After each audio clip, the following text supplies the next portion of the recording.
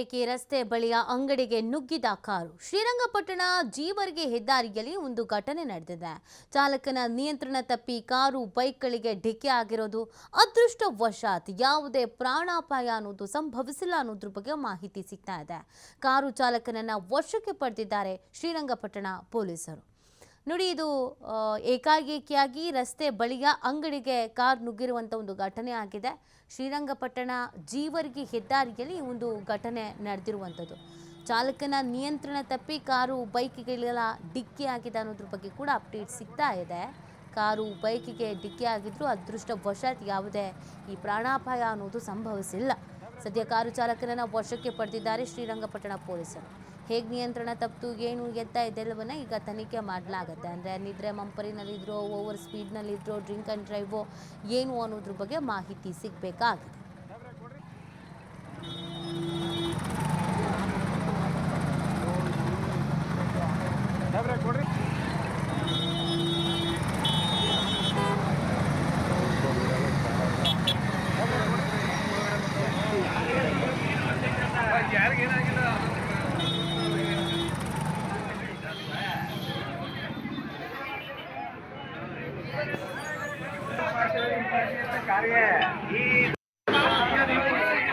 ಈ ತರ ಕುಂತ್ರೆ ಹೆಂಗ್ ಒಳಗಡೆ ಬಂದವನು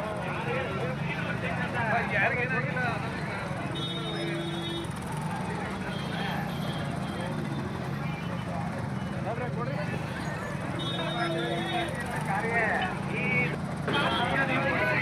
ಈ ತರ ಕುಂತ್ರೆ ಹೆಂಗ್ ಒಳಗಡೆ ಬಂದವನು. ನೋಡಿ, ಶ್ರೀರಂಗಪಟ್ಟಣದಲ್ಲಿ ಒಂದು ಅವಘಡ ಸಂಭವಿಸಿರುವಂಥದ್ದು.